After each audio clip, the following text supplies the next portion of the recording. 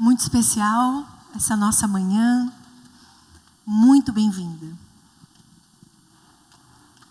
Os nossos encontros do Celebrar por Ser Mulher, nós temos, eu diria, esse compromisso de tratar temas que dizem respeito à mulher, à vida da mulher em todos os seus contextos. E nessa caminhada com as mulheres, a gente vai percebendo as necessidades, as demandas, as dores.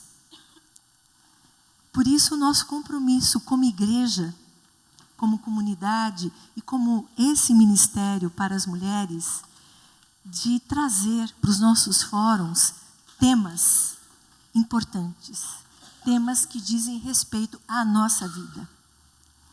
Então, com muita alegria, com muita gratidão a Deus e a vocês, nós recebemos todas nessa manhã e queremos e pedimos a condução do Espírito Santo de Deus para esse tempo, para essa oportunidade, nesse nosso painel.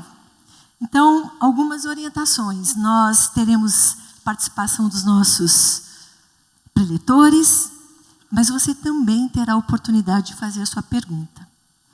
Um pouco mais à frente, você poderá levantar sua mão, nós teremos as nossas voluntárias, terá um papel, uma caneta e você poderá encaminhar a sua pergunta. Mas aguarde um pouquinho, porque nós temos algumas perguntas, primeiramente, pode ser até que a sua dúvida seja esclarecida.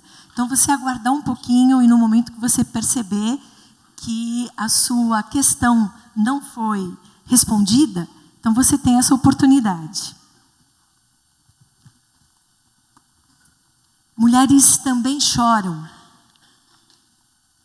entendendo e superando a depressão feminina. Mulheres também choram. Na verdade, foi um trocadilho, né, doutor Daniel? Ele que sugeriu. E trocadilho em relação ao tema, né? Homens também choram, porque mulheres choram sempre, não necessariamente, né? Mas mulheres também choram, e que isso quer dizer das suas fragilidades. Então, esse é o nosso tema. Mulheres também choram, entendendo e superando a depressão feminina. Os nossos participantes, Roseli Caldeira de Faria. Muito obrigada, Roseli, por atender, querida. Roseli é psicóloga, especializada em terapia de casal, família e sexualidade. Roseli é casada com o doutor Aristides, tem 3 filhos e nesta semana... Que conta, lindo, gente. Virou vovó. Nasceu a minha netinha, nossa netinha. Que linda. Depois, Rafaela. Rafaela, né? Filhos homens e agora... Finalmente, um lacinho cor-de-rosa na minha vida. E o nosso querido também, Dr. Daniel Martins de Barros, psiquiatra, professor colaborador do Departamento de Psiquiatria da Faculdade de Medicina da USP, coordenador médico do Núcleo de Psiquiatria Forense do Instituto de Psiquiatria do HC, da Faculdade de Medicina da USP. Muito obrigada, Daniel. Olha, eu já disse, Daniel, você realmente fala a nossa linguagem e a gente aprovou, tanto que a gente convidou você de novo, porque a experiência tem sido muito boa. Obrigada, Daniel, por esse tempo. Daniel, casado, tem 2 filhinhos pequenos, né? E esse sábado ele dispõe para nós, para nos abençoar, Roseli também, oferecer esse tempo tão precioso. A depressão é a doença que mais retira anos saudáveis de vida dos brasileiros. A depressão esconde a gente da vida, prejudica o trabalho, o relacionamento com a família e com pessoas que amamos. Conforme a Organização Mundial da Saúde, a depressão afeta cerca de 340 milhões de pessoas no mundo. No Brasil, são cerca de 13 milhões de pessoas com depressão. Depressão é apontada pela Organização Mundial de Saúde como a 5ª maior questão de saúde pública e até 2020 deverá estar em 2º lugar. A importância do tema. Por isso eu queria começar perguntando, doutor Daniel, depressão é uma doença? Bom dia. Obrigado pelo convite. Estou preocupado, assim, que eu falo tão bem a língua, assim, do celebrar por ser mulher, que se um dia eu for no Homens no Cenáculo, eu vou apanhar, né? Então é você, né, que fica enchendo a cabeça da minha mulher de coisa lá, né? Vamos sugerir seu nome. Mas é um prazer mesmo, e eu acho que o título fala bastante, né? Mulheres também choram, essa brincadeira, porque a gente sabe que todo mundo chora, né? Mas a gente diz, tem o ditado, homens não choram, e a gente sabe que homens também choram, e o que a gente quis ressaltar com isso é, na verdade, um chamariz, né? Para as mulheres também sofrem, né? E a depressão é uma doença, sim, uma doença muito frequente, uma doença que afeta mais mulheres do que homens. Ela afeta tanto homens quanto mulheres, mas afeta mais mulheres do que homens. E é uma doença, como várias doenças, né, que existem, que ela tem graus. Então a depressão pode ser leve, pode ser uma depressão moderada e pode ser uma depressão grave. Depressão grave, ninguém questiona muito, ninguém tem dúvida que aquela pessoa está doente. Porque depressão grave é aquela que a pessoa não consegue mais sair da cama, literalmente. Assim, a pessoa para de escovar o dente, a pessoa para de cuidar dos filhos, enfim, não consegue trabalhar. É muito grave mesmo. Só que quando a depressão é moderada e, sobretudo, leve, muitas e muitas vezes é uma doença que acaba sendo negligenciada.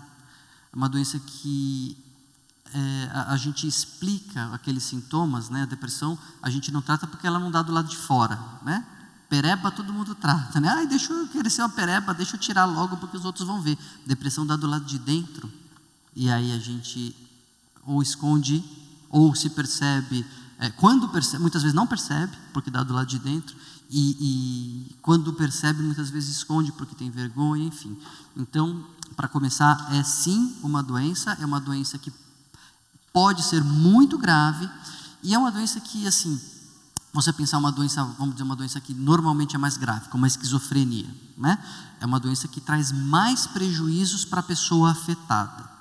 A depressão, sobretudo leve e moderada, não traz tantos prejuízos. Agora, tem tanto mais gente com depressão do que com outras doenças graves, que no geral, né, na soma, os prejuízos que isso traz para a sociedade, para as igrejas, para as famílias, etc., é até maior, né? Então, a gente tem que estar atento, é uma doença, e a gente vai conversar bastante sobre ela e sobre as suas causas, consequências e tratamentos ao longo da manhã.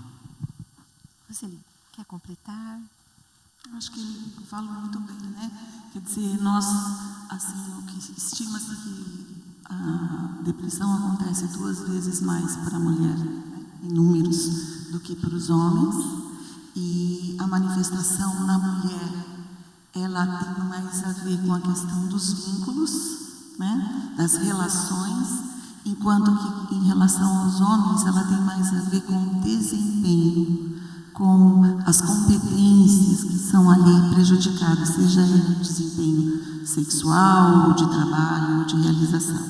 A mulher fica mais envolvida e sofre mais as consequências nas questões relacionais e dos vínculos. Acho que por hora.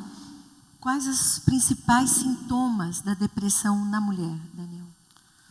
Acho que essa pergunta é muito, muito importante, até para a gente aprender a reconhecê-la, mas antes, só complementando o que a Roseli falou dos vínculos, é muito interessante, uma coisa que eu aprendi na prática, nunca vi isso assim, em livro, em aula a gente não aprende, mas eu aprendi com um caso, já faz bastante tempo, uma paciente me procurou porque o filhinho dela, pequeno, falou que queria jogar lá no lixo. Mamãe, eu quero te jogar no lixo. Nossa, imagina, né? Pior que só o filho fala para a mãe, mãe, você está gorda, né? Imagina. Ofensa, né? E o que acontece? Na verdade, ela foi lá perguntar se era um problema com o filho, o que ela fazia, que tal, não sei o quê. E na consulta ficou muito, muito, muito claro que ela estava com depressão. Uma depressão de leve para moderada, então não percebeu, estava trabalhando, etc., mas estava assim, mais irritada, mais impaciente, enfim, não estava se sentindo tão envolvida com o filho, enfim, brigava com ele, perdia logo as estribeiras, etc. E foi muito assim, interessante que ela começou a tomar a medicação e na próxima consulta, para uma depressão que não era grave, ela estava ótima, né? Melhorou muito. E aí eu falei assim, com seu filho, é outra criança.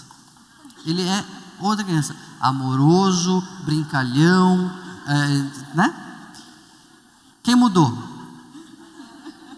Não é verdade? E isso eu comecei a prestar atenção.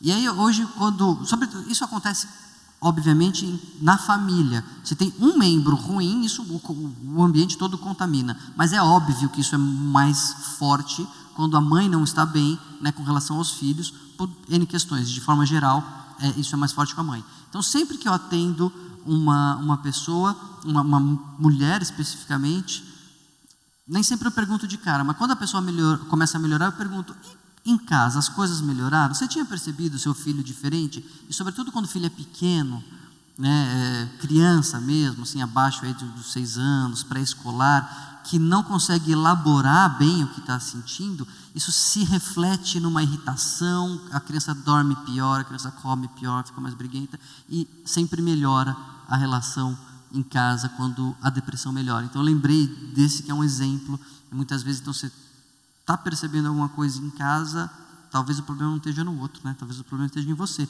Então, respondendo, já aproveitando isso e emendando com sintomas, a irritabilidade é um sintoma muito frequente e que a gente não sabe, né? A gente associa a depressão à tristeza, a choro, mas depressão não é tristeza. Depressão não é tristeza, é muito importante a gente saber isso, porque às vezes a gente está triste, e é para estar triste mesmo, é porque alguma coisa ruim aconteceu, e você pode achar que aquilo é depressão, e não é. É tristeza normal, e tristeza não tem cura. Tristeza tem que melhorar com a vida e etc. Tristeza não é doença. Então não tem cura. E, por outro lado, muitas vezes a pessoa não está triste, mas está em depressão e não sabe. Né? Então a depressão é uma síndrome, é um conjunto de sintomas que acontecem pelo rebaixamento do humor, é uma doença do humor. Quando o humor fica rebaixado, então várias coisas acontecem. Por exemplo, a pessoa pode ficar mais triste, sim, mas pode ficar com menos energia, uma sensação de pilha fraca, tudo parece difícil. Mas tem um prato na pia e fala, meu Deus, um prato na pia. O que eu vou fazer agora? Né? Tem um prato na pia. E a pessoa muitas vezes até sabe, racionalmente, assim, mas meu Deus do céu, é só um prato. Mas é um prato. Né? Tudo fica difícil, tudo fica complicado. Né? A depressão, ela derruba tudo um degrau. Aquilo que era legal, você gostava, fazia com prazer, perde a graça, fica indiferente. Aquilo que era indiferente, que para você fazia porque tinha que fazer, tanto fazia, fica ruim, é difícil. E aquilo que era difícil se torna insuportável, um sofrimento, uma tortura. Então, tudo fica pior. E aí vem sintomas acessórios, né? Sintomas outros, que são alterações de apetite, pode diminuir o apetite, pode aumentar o apetite, alterações de sono, muitas vezes dificuldade para dormir, mas em caso de depressão atípica, um excesso de sono, e aí a pessoa que tem depressão atípica é que é carimbada de preguiçosa, porque ela não está tão triste, a depressão atípica não é tão marcada pela tristeza, mas muita irritabilidade, aumento de apetite e aumento de sono. E a pessoa não consegue reagir a isso, porque se ela consegue reagir, não é doença. E é uma doença, a pessoa não consegue reagir, está comendo muito, dormindo muito, não quer falar com ninguém, fala assim, está preguiçoso, está preguiçosa. Enfim, e aí pensamentos ruins, pessimismo, né, a sensação de que tudo vai dar errado, você presta mais atenção nas coisas negativas do que nas positivas, enfim, tudo isso por causa do rebaixamento do humor. Né?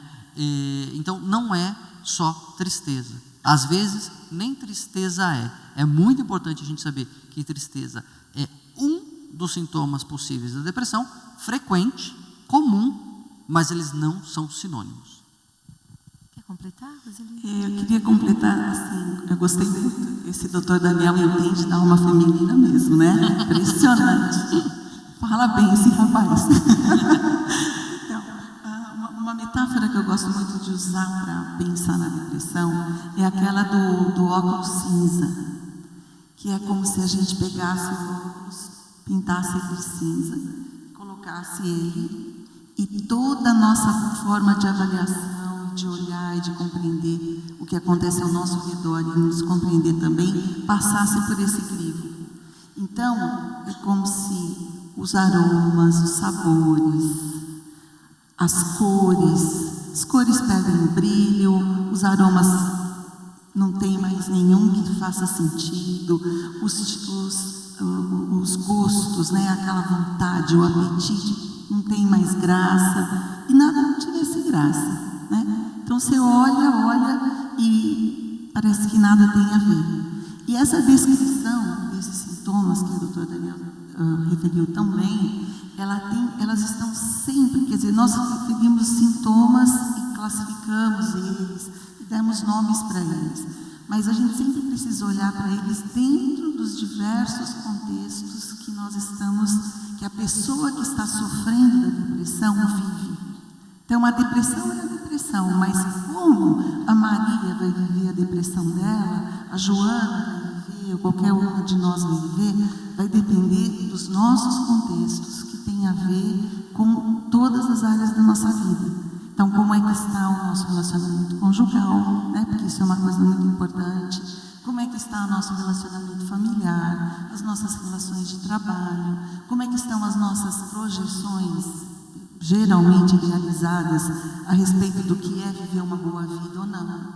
Como é que nós estamos dentro dos contextos sociais, né? As questões financeiras, as questões do lidar com a frustração. Então, todos esses contextos acabam intervindo para nos colocar dentro da depressão que cada uma de nós possa sentir, já ter sentido ou vir a sentir, né? Então, acho que... É interessante, porque dentro dessa sua colocação, Roseli, não há uma padronização, não é, Daniel? Você tem sintomas, e sobre a tristeza, eu tive essa experiência. A nossa família, há alguns anos, nós perdemos o nosso sobrinho. E eu tinha uma consulta no médico, no ginecologista.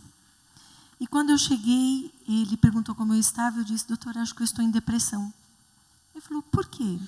Uma tristeza muito grande, doutor. Ele falou, mas houve um fato? Eu falei, tem um fato.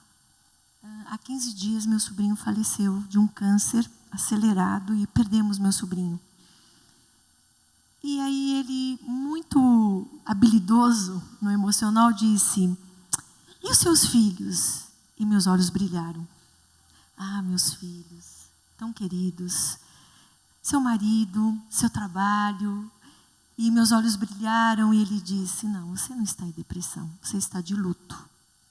Você está triste, mas você não está em depressão. Senão os seus olhos não brilhariam. E cada pessoa tem o seu contexto, a sua realidade, e às vezes alguém que foi diagnosticado com depressão olha para uma outra mulher com depressão e diz, não, você não está. Exatamente. Então, esse olhar mais generoso e mais compreensivo, e nós não somos profissionais da saúde, não somos o médico, o terapeuta, então até dizer, não sou eu quem julgo.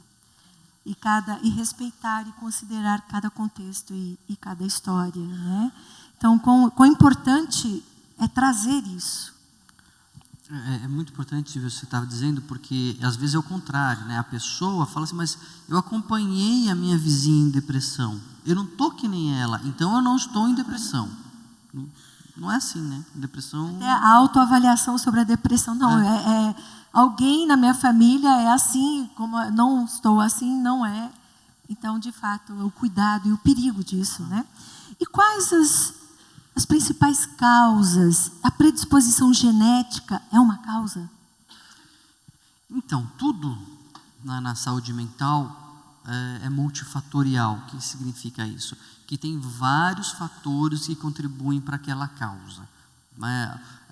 A depressão não é diferente, ela é uma síndrome, como a gente já viu, que é multifatorial.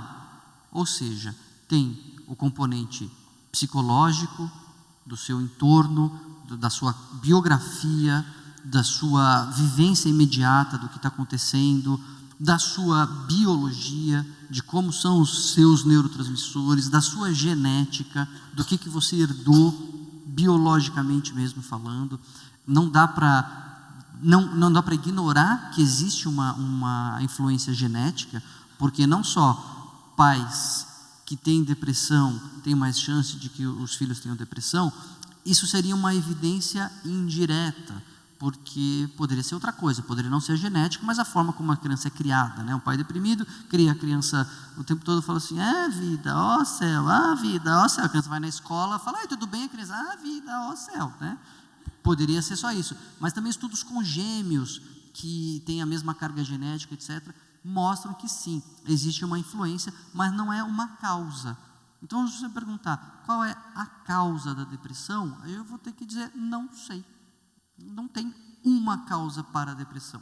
Quando a gente avalia uma pessoa que está em depressão, a gente vai ver quais são as causas, ou melhor dizendo, quais são os fatores envolvidos naquela pessoa que levaram que ela desenvolvesse aquele quadro depressivo.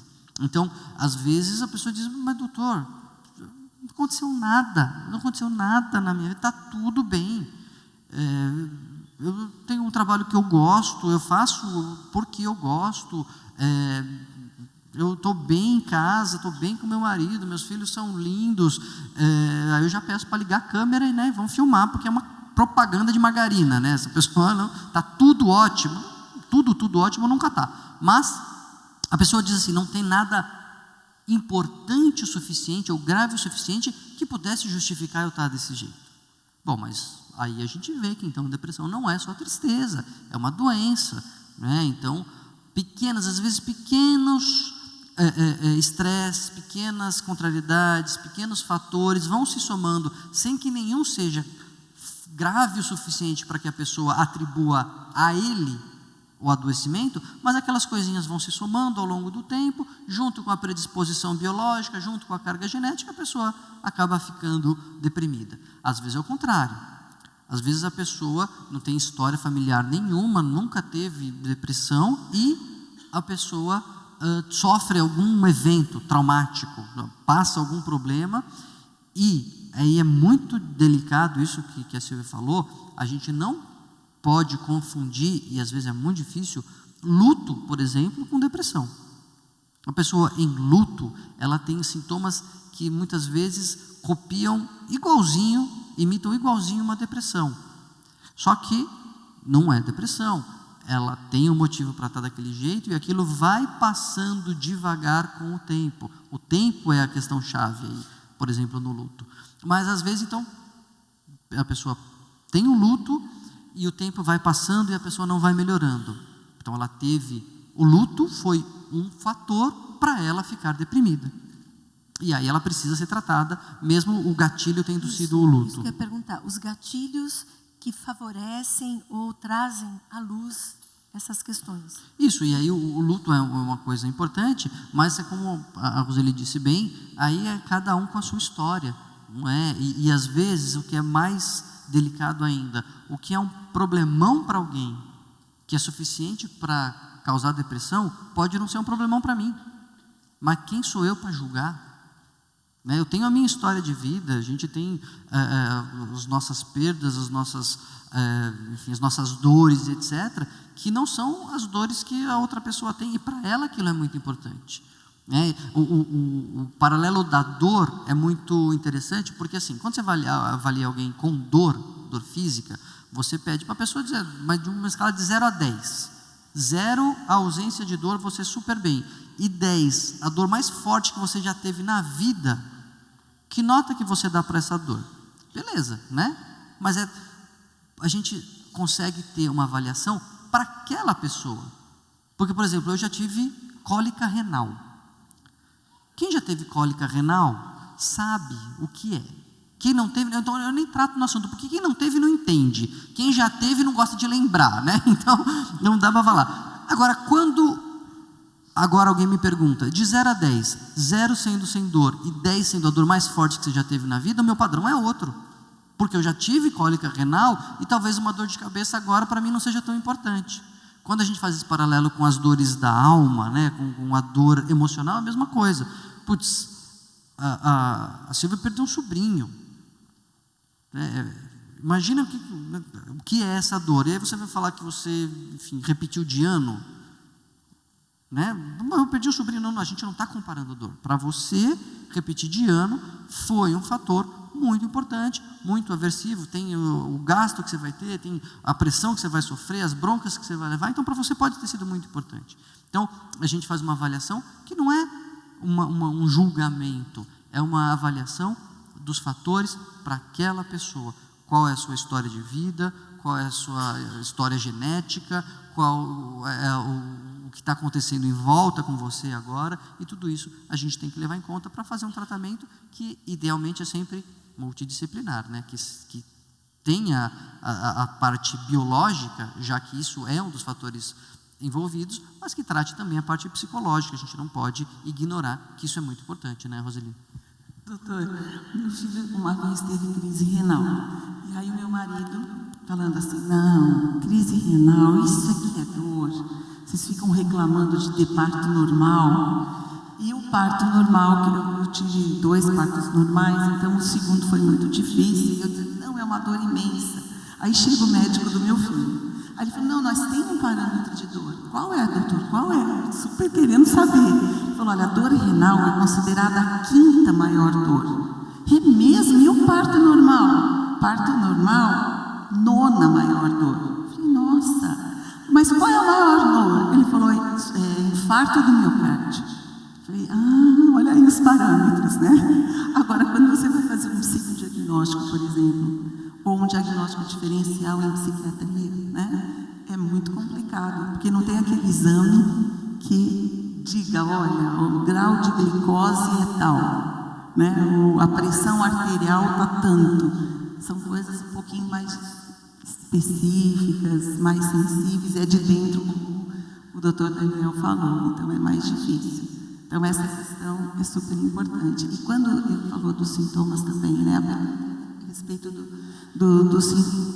das causas e dos sintomas, quer dizer, todas essas causas vinculadas à questão da depressão, elas também têm a ver, novamente, dentro desses contextos que nós vimos aqui, porque vamos imaginar que uma pessoa esteja vivendo uma situação de luto e ela não manifeste nenhum sintoma do luto. Aí nós vamos ficar muito mais preocupados com ela do que se ela manifestar, porque é esperado que naquele momento ela manifeste, né? Então é a família da Margarina lá que ele acabou de dizer. Quer dizer, muito estranho quando a gente não consegue ter respostas que sejam compatíveis com aquele estímulo, aquele acontecimento que estariam ali para justificar. E um luto bem vivido faz muito bem, né? Acaba sendo bem saudável. Então, isso é tão sério que uma das coisas que eu me lembro em ouvir muitas mulheres, justamente nessa comparação da dor, até a referência, se não me engano, é um ditado judeu. Você reclama que não tem os sapatos e eu que não tenho os pés. Não, mas eu não ter sapato no meu contexto pode ser maior do que a dor de não ter os pés. Então, essa preocupação, e eu vejo isso como algo até muito comum entre nós. Não, mas isso que você está passando, imagina, nem se compara. Uma outra. Imagina, e ontem, nessas provocações que a gente fez a respeito do tema, em vários grupos com mulheres, uma delas compartilhou com muita dor, que vivendo a depressão na sua casa, ela com uma situação econômica, financeira, social muito boa, chega a sua ajudante, que veio lá do extremo da Zona Sul, e pegou vários ônibus, muito simples, que seus filhos estavam sendo cuidados por alguém ou na rua, e ela chega cantando louvores, e ela se olha e diz: como? Eu tenho tudo, e estou nessa tristeza profunda, nessa depressão, nessa falta de vontade de viver. E essa moça, com tão pouco, consegue se alegrar, e que isso se tornava para ela mais um peso, mais uma culpa, mais uma dor. Então, a complexidade, né?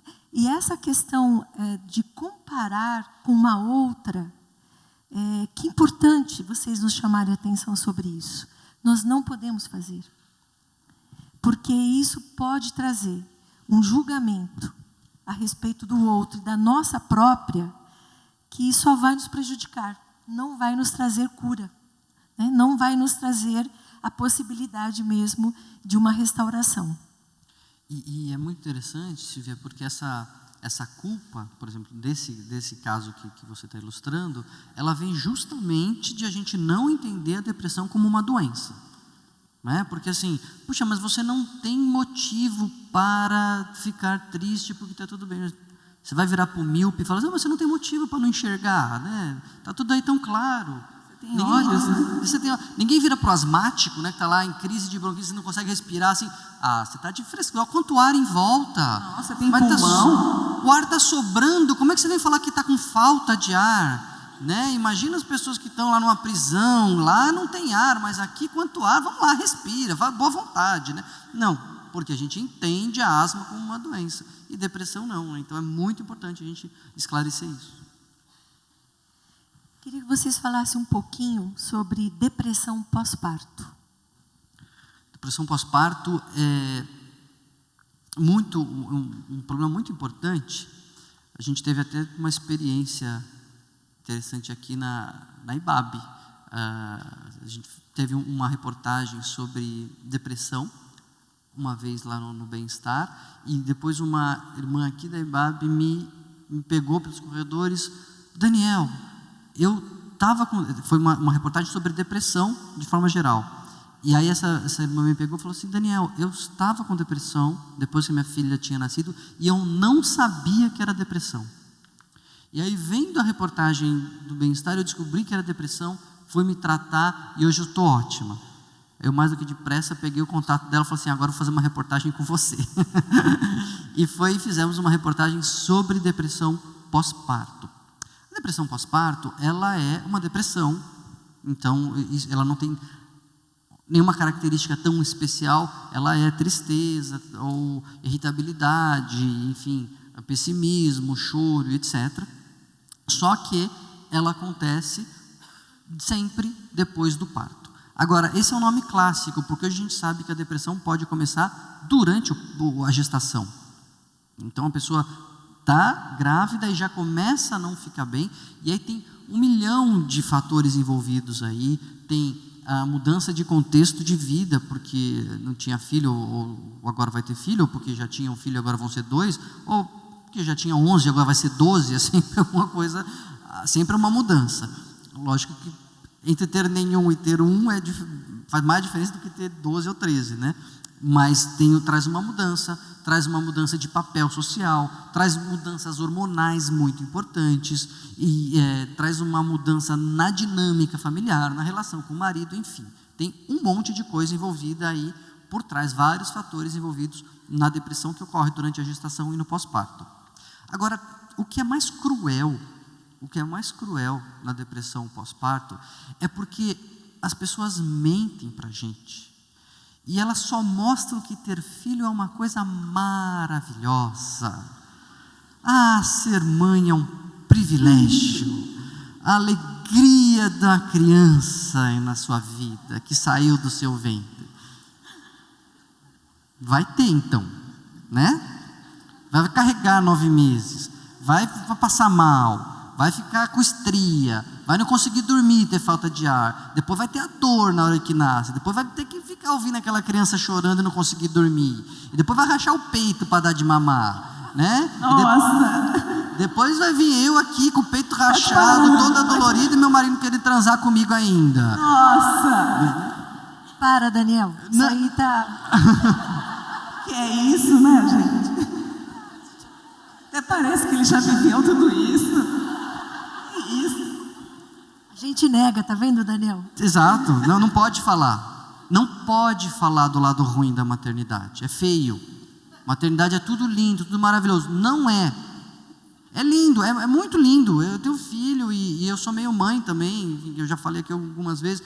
É muito lindo. Filho é uma coisa maravilhosa e maluca, assim, de tão bom que é, mas dá muito trabalho. E traz muito problema também. E é isso. E a gente é essa coisa mista. Só que é feio falar que filho também dá problema, que filho também desgasta e etc. E aí, a mãe está lá. Primeiro filho, é mais comum até no primeiro filho a depressão pós-parto, mas pode acontecer em qualquer gestação.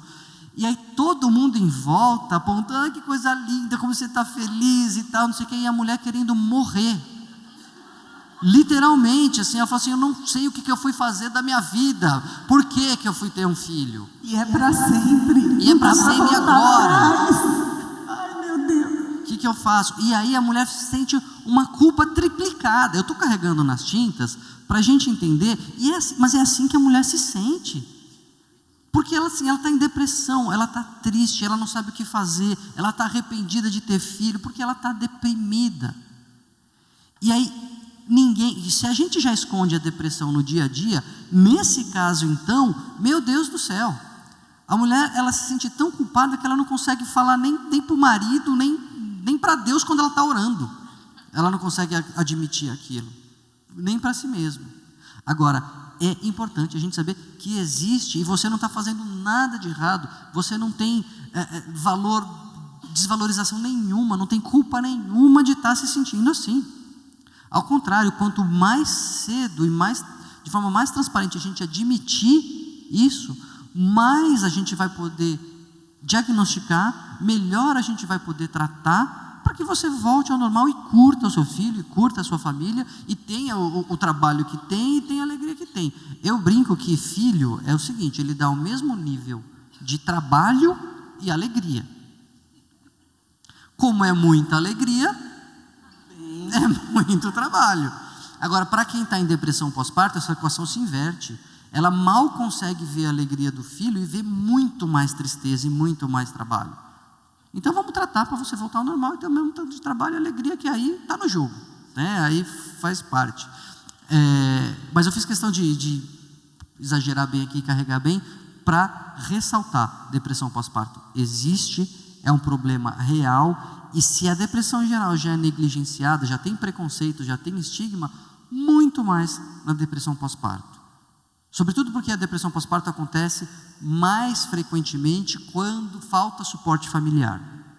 Não só, você pode ter a sua família inteira, sua sogra, sua mãe, etc., todo mundo com você, e também ter depressão pós-parto. Mas é mais comum quando falta suporte familiar, aí é pior ainda. A pessoa já não tem com quem contar e ainda fica deprimida. Então, a gente precisa saber que isso acontece, porque tem tratamento, você pode tomar remédio durante a gestação, você pode tomar remédio durante o aleitamento. Hoje em dia tem coisa muito segura para tratar e precisa, obviamente, de um suporte também de psicoterapia, porque tem, como eu estava dizendo, muito mais questões envolvidas aí, né, Roseli? Não é só...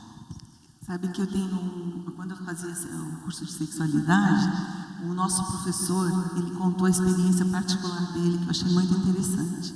A mulher grávida, tudo bem, correu tudo bem na gestação, pelo menos ele entendia assim, e ele é um expert em sexualidade, então ele era um ginecologista super habilidoso em conhecimento da mulher e tudo mais.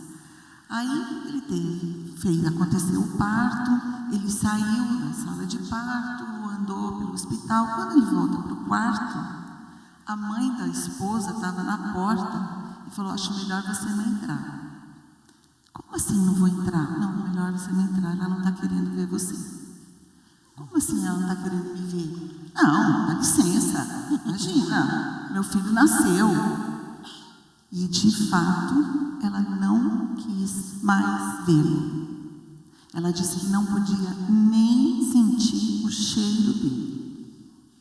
E foi uma coisa tão forte que ela disse que ou ele saísse de casa, teria que sair de casa, ou então ela não voltaria mais para casa.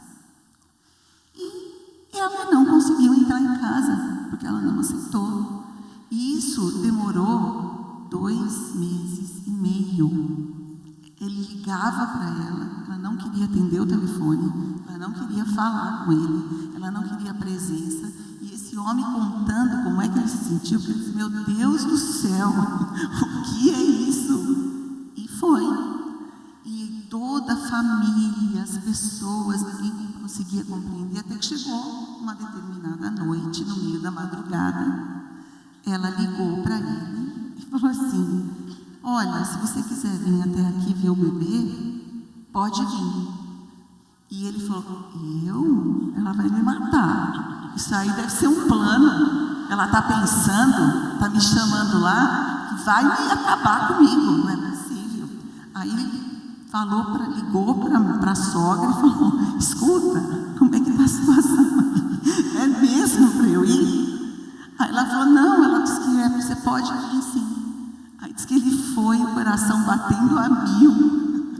E quando ele chegou, ele foi com toda a calma do mundo, não se aproximou muito, viu o bebê, e aos poucos as coisas foram retomando e foram elaborando isso. E aí eu queria contar mais uma coisa, posso, né, Silvia? Tem dois exemplos interessantes que eu vivi no consultório que eu queria compartilhar com vocês. Um foi de uma mãe, um casal, eles já tinham filhos de uma idade, já um filho, a idade aproximada de uns 7, 8 anos. A casa, tinham acabado de comprar uma casa, tinham feito o quarto deles, o quarto do filho, e tinham resolvido que eles não seriam mais pais. Então, sabe quando o planejamento do casal e da família está fechado? E, de repente, quem está na chuva pode se molhar. Ela engravidou. E quando ela engravidou, ela não aceitou, em hipótese alguma, o fato de estar grávida. E isso, ela percebeu que estava muito forte. Ela chorava sem parar. E o marido começou a ver que não passava, e eles, sabiamente, procuraram ajuda. E nessa procura de ajuda, foram ao médico, procuraram atendimento psicológico, e muitas questões foram ali conversadas, e essa possibilidade, porque a narrativa organiza o pensamento, né, gente? Então, enquanto você vai, por isso é que as nossas práticas envolvem tanto a conversação, o falar, uma escuta, não um envolvimento emocional da situação, que é uma escuta de ajuda, por essa razão. E isso foi sendo resolvido internamente através das falas, das conversas, das perguntas, da terapia. E essa moça conseguiu ir até o final da gestação, gostar muito e aproveitar muito e mudar completamente o esquema de vida que já estava praticamente fechado para poder acolher essa nova criança e essa nova situação. Então, esse foi um momento muito bom daquilo que o doutor Daniel disse. Se você é gestante e você está se sentindo dessa maneira, presta atenção, fala, né? Coloca isso para as pessoas que vão poder te dar uma escuta, porque isso pode te ajudar. E um outro exemplo que eu gostaria de trazer é um exemplo recente de uma mãe, uma pessoa assim, que tem um grande conhecimento e envolvimento com crianças, uma coordenadora pedagógica, que de repente vai ter o seu primeiro bebê e a gestação foi tudo muito bem, tudo correu dentro daquilo que são os conformes, e a realidade chegou, essa que o doutor Daniel descreveu tão bem, e ela, quando o bebê chegou e viu aquela situação, e foi amamentar, e doeu muito para amamentar, e sofreu tudo aquilo, ela começou a chorar, eu não consigo, eu não vou dar conta, o que eu vou fazer com isso? Eu vou voltar para casa, eu não vou saber lidar com esse bebê. E quão grave a coisa foi se tornando. O que acontece? Foram buscar ajuda psiquiátrica. Chegando lá, a psiquiatra falou: você está incapacitada nesse momento de ficar sozinha com o bebê. Ela não tinha grandes apoios, então ela precisou do marido. E aí o marido trabalhava. Então o que a psiquiatra fez? Pediu uma licença para o marido para cuidar da sua esposa que estava em depressão pós-parto. E para espanto, porque nem eu sabia disso, não existe esse tipo de licença. É um absurdo. A gente precisa fazer alguma coisa, não é isso? Não existe esse tipo de licença. E o patrão falou: como assim? Não, você tem os 5 dias lá que você pode ficar, mas isso não dá para ficar em casa, período indeterminado. E a psiquiatra colocou: ela está incapacitada de ficar com o seu bebê sozinha. E ela não tem outras pessoas que possam ajudá-la. E mesmo assim, o que acabou acontecendo foi que esse marido foi demitido. Entendeu? E foi mais um fator causador dessa situação. Então, são tantas as situações que envolvem uma situação como essa, né? E a dor vai ficando cada vez maior, porque... Né? Sobre isso, depressão pós-parto, para a gente fechar esse bloco, Daniel, você não tocou numa coisa, você, inclusive, como da psiquiatria forense, eu ouço muitas mulheres, eu ouço muitas mães. E na depressão pós-parto, ouvi com muita dor dessas mães que já haviam superado ainda um sentimento de culpa, porque em algum momento pensaram até em matar a criança. Nas leis, inclusive, esse é um crime que é perdoado, porque a pessoa não está na sua capacidade. A questão da dificuldade da formação com vínculo com a criança, com o bebê, nessa depressão pós-parto severa, ela não se enxerga, aquela simbiose, né, natural, né? O bebê não é parte dela, o bebê, inclusive, ela não o reconhece. Em algum momento, ela quer se livrar do bebê, de alguma forma. E isso, assim, ouvi de uma mãe muito jovem, inclusive dizendo para a filhinha aos 3 anos de idade: minha filha, me perdoe, porque um dia eu quis me desfazer de você. E eu disse: não faça isso. Né? Primeiro, que essa criança não tem essa condição de entender e elaborar. E segundo, você estava vivendo uma situação além da sua capacidade, que você estava incapacitada emocionalmente. E como o Daniel falou, isso é tão sério, porque esse glamour que se cria em torno do nascimento, que é tão esperado, mas que traz suas demandas e dores, e que a gente não admite. A gente diz: não, vamos orar, isso aí é uma opressão. E esse é um cuidado nosso no meio evangélico de entender depressão como opressão. Não é. Depressão, como ouvimos aqui, é uma doença. Inclusive, a depressão é uma síndrome. São muitos fatores. Então, essa questão, ela pode acontecer. Né? Sem dúvida. E é sério, né? Lógico que são casos extremos, mas isso acaba trazendo mais culpa ainda. Né? A depressão, um dos sintomas que também pode acontecer é sentimento de culpa. A pessoa acha que tudo está errado, tudo é culpa dela e etc. Aí, quando a pessoa é cristã, essa culpa se multiplica porque ela fala assim: mas a Bíblia fala para a gente não andar ansioso, que a gente, né, tem Deus, então é porque eu não tenho fé. Aí é culpa em cima de culpa. E aí não está cuidando do filho direito, ou até pensando numa coisa grave, como se livrar do filho, até se livrar da própria vida. Isso passa na cabeça de quem tem depressão muitas vezes. E aí fala: meu Deus, mas isso ainda é pecado. Aí vira uma bola de neve, uma coisa em cima da outra. Né? Então a gente precisa deixar isso assim, fixado, muito, muito esclarecido para a gente. Isso é uma doença, ninguém tem culpa de estar doente. Né? Você não vira para uma pessoa paraplégica, ela está vendo, agora você não consegue andar, né? Não. Você não faz isso. Você está de má vontade também, né? Não está de má vontade. A pessoa tem uma doença, ela não consegue andar. Aí você, agora você não está gostando do seu filho, não está cuidando do seu filho, como é que é isso? Tem que cuidar, tem que gostar. A pessoa não consegue. Se ela conseguisse, não era doença. O critério para a gente dizer que aquilo é uma doença é justamente a perda de capacidade de reação. A gente não tem, como a Roseli colocou bem, um exame para dizer, ó, a pressão até 12/8, se é média normal, passou disso, é pressão alta.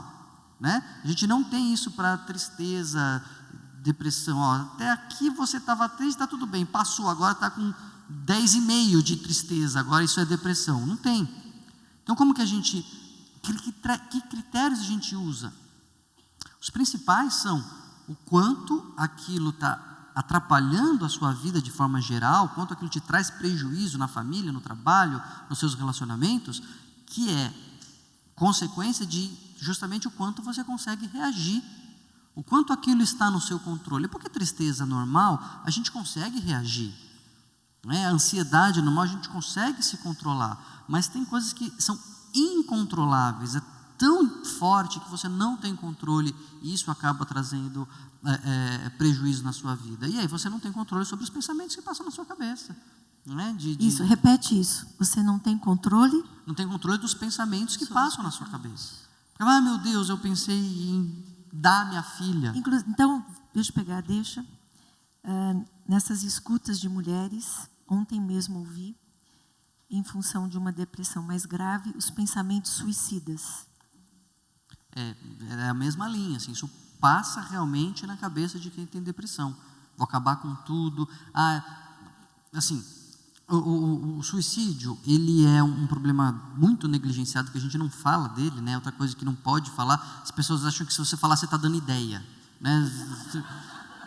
Mesmo os médicos falam assim, eu não posso perguntar se ele pensou em se matar, porque eu vou estar dando uma ideia. Não, você não está dando uma ideia.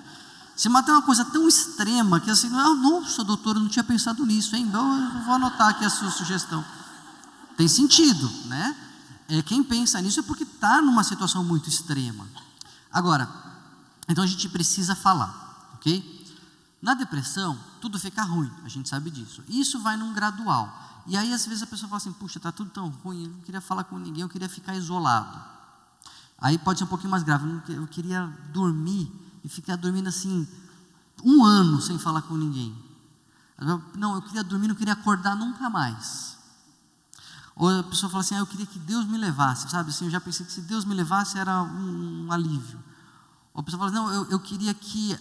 Sofri um acidente. Você vê que vai num gradual. E aí a pessoa começa... O próximo passo fala assim, não, eu podia fazer alguma coisa. Né? Isso já são ideias de morte. Depois ideias de suicídio. Isso pode evoluir para um plano suicida. Né? Então, puxa, se eu subisse, ou se eu comprasse, ou se eu fizer, a coisa vai num crescente. A gente sabe que o suicídio, ele reúne normalmente 3 elementos. Normalmente a presença de um transtorno mental, mas cerca de 90% das pessoas que cometem suicídio tinham um transtorno mental. Os principais são os transtornos do humor, depressão, transtorno bipolar nas fases de depressão, dependência de álcool, né? Os principais são depressão, transtornos do humor, dependência de álcool e transtornos psicóticos do tipo esquizofrenia.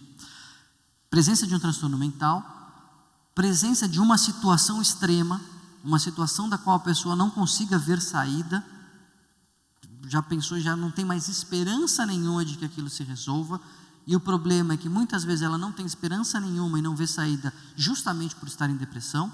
Se ela não tivesse em depressão, ela viria que aquilo não é tão extremo, que tem saída, mas enfim, presença de uma doença mental, presença de uma situação extrema que ela não vê saída e, por fim, acesso a meios letais. Acesso à arma de fogo, acesso a veneno, acesso a uma ponte, enfim, facilidade de ter acesso a meios letais.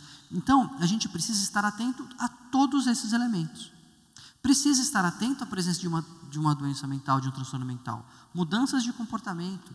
Começa a ficar muito irritado, começa a ficar muito triste, começa a não querer fazer nada, mudou. Opa, isso pode ser um problema, vamos ver o que está acontecendo. É melhor ir no médico e não ser nada do que ser alguma coisa e você não ir. Na dúvida, vai no médico, vai no psicólogo.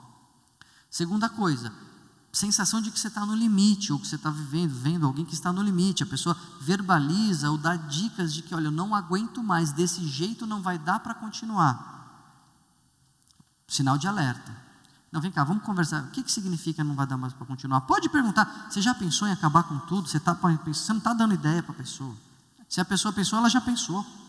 E se ela não pensou, não é a sua palavra que vai levar ela a fazer isso.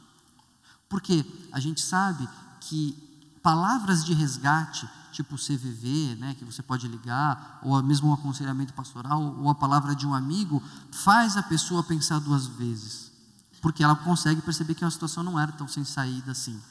Então, é importante, se você sentir assim, buscar falar com alguém, ou se você está vendo alguém assim, falar com essa pessoa, escuta, abre o coração aqui, você está pensando assim, se você não quer perguntar direto, você está pensando em se matar, dá aquela desviada, assim, está sentindo assim, que parece que se Deus te levasse era melhor? Isso às vezes é um gancho para a pessoa se abrir e para começar aí um tratamento.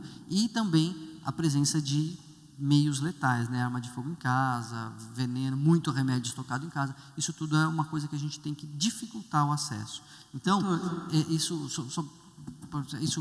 é um problema, acontece, e você não tem que ter vergonha de falar disso. É mais uma coisa estigmatizada que as pessoas fogem de falar, mas meu Deus, eu pensei em me matar, isso é pecado, como é que eu vou falar para a Silvia?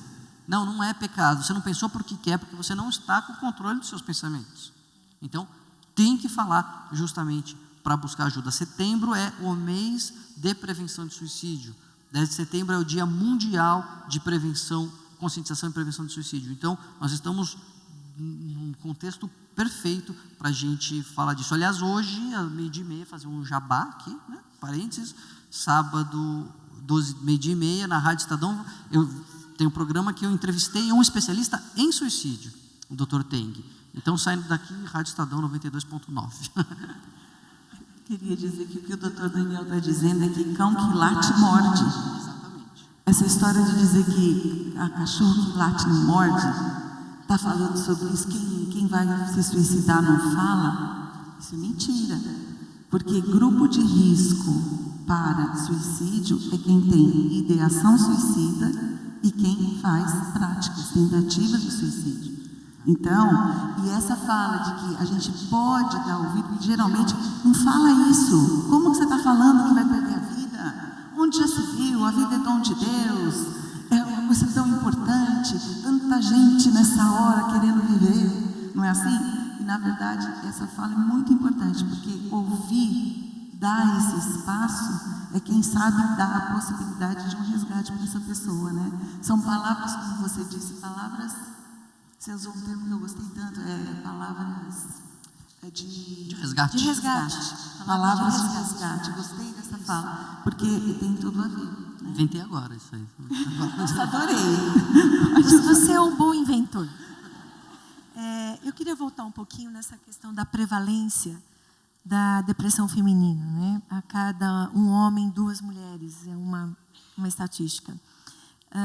Pensando na mulher, a gente já abordou a questão da depressão pós-parto, pensando nos gatilhos para a mulher, e nesses gatilhos, queria que vocês falassem um pouco dos gatilhos para a mulher em relação à depressão e à menopausa.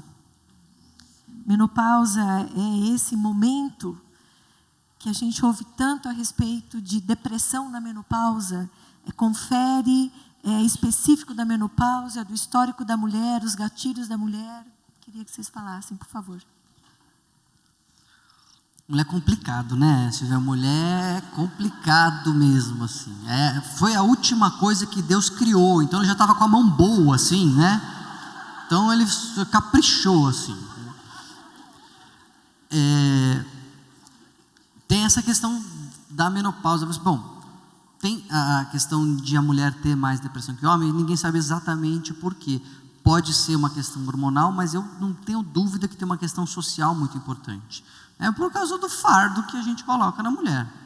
A gente já falou disso em outros celebrares aqui, mas, enfim, é injusto o papel da mulher, e eu acho que o movimento feminista ele radicaliza para um lado, e nem tanto ao mar nem tanto à terra, mas é importante assim, ter uma oposição, ter um radical assim falando, para a gente tentar ajustar a coisa, né? Porque a sobrecarga que a gente coloca, a jornada dupla, a jornada tripla, a responsabilidade pelo lar, a responsabilidade pelos filhos, né? Se um filho sai torto e aí entra para o crime, vamos supor, aí a culpa é da mãe, né? Assim, a mãe não deu educação, o pai não estava lá também, enfim.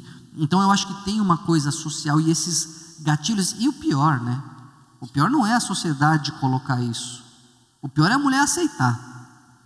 Né? Então a gente aponta o dedo para a mulher e a mulher fala, é mesmo, né? Fui eu. Não foi, muitas vezes. Às vezes foi também, mas nem sempre.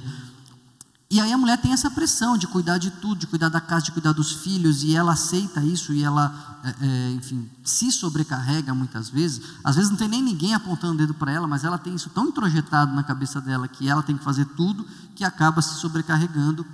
E às vezes acontece aqueles casos, não tem nada que aconteceu para a pessoa estar em depressão, mas tem um monte de coisinha que foi acontecendo ao longo da vida, e aquilo estoura às vezes na menopausa, ou quando os filhos casam vão embora, né? Enfim, mudanças existenciais, mudanças na vida, grandes mudanças na vida, quando casa, quando separa, quando enviúva, quando nasce o filho, quando o filho vai embora, grandes mudanças são sempre estressantes.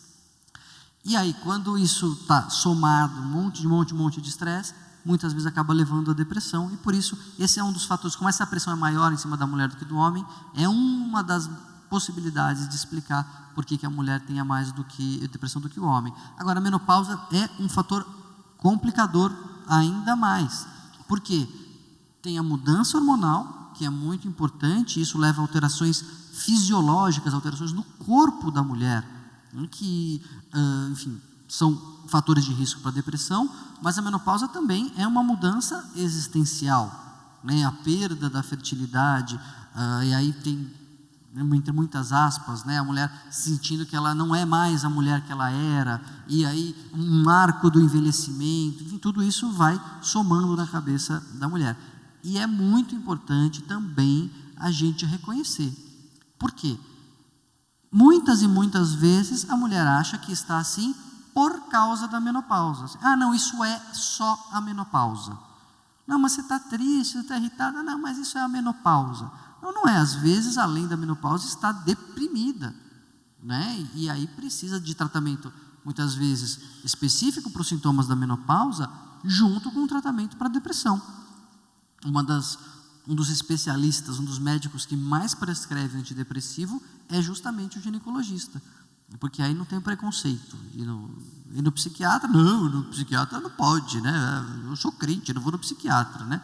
Mas no ginecologista vai. Então é muito comum o ginecologista identificar e dar um antidepressivo. Se a coisa agrava, aí a gente entra, o próprio ginecologista indica, encaminha, e aí às vezes a mulher muda de ginecologista.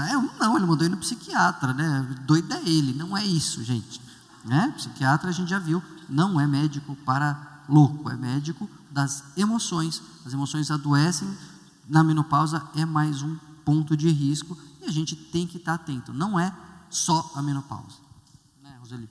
Uma coisa interessante é que a mulher, como a gente estava falando, ou pessoa em especial, né? Nós temos pelo menos 4 coisas que nos diferem do homem, que tem a ver com a fase de ciclo de vida que a gente está, né? Nós menstruamos, nós gestamos, nós amamentamos, e nós temos a nossa menopausa, que é muito caracterizada, né? Então, uma coisa que eu quero muito conversar com Deus, dizer, puxa, mas foi um pouquinho pesado, porque eu quero saber, a mulher na menopausa, entrando no climatério até chegar, a diferença entre o climatério, né, e a menopausa. O climatério é o período até que a nossa menstruação termine, e um ano após nós não ficarmos mais menstruadas, então nós já estamos na menopausa. Até então nós estamos nesse processo. Então, nessa fase, via de regra, se as coisas acontecerem mais ou menos num padrão de mais casos, né, de mais frequentes, nós temos os filhos adolescentes e nós temos os nossos pais envelhecendo. E nós, mulheres, estamos ali. E eu digo que, sinceramente, é muito, não é? É muita coisa. Aí nós nos olhamos no espelho e tudo fica, parece que, mais difícil. Perder peso é mais difícil. Faz exercício, parece que come cada vez menos, mas não adianta. Aí a gente se olha no espelho e as rugas, começa a pele, todos os profissionais, a farmacologia nos ajudando, mesmo assim. E sem contar os nossos parceiros, que eles também envelhecem, mas agora tem Viagra, tem Cialis, tem um monte de outras coisas. E aí, homem na meia idade é charmoso. Nossa, homem na minha idade com aquele cabelão grisalho, eu mesmo acho os grisalhos lindos. Mulher, gente, a mulher não fica com o cabelo branco, ela fica com loira. Ela vai tingindo, ela vai tentando mudar, tentando escolher, mudar uma coisa. E a lubrificação vaginal?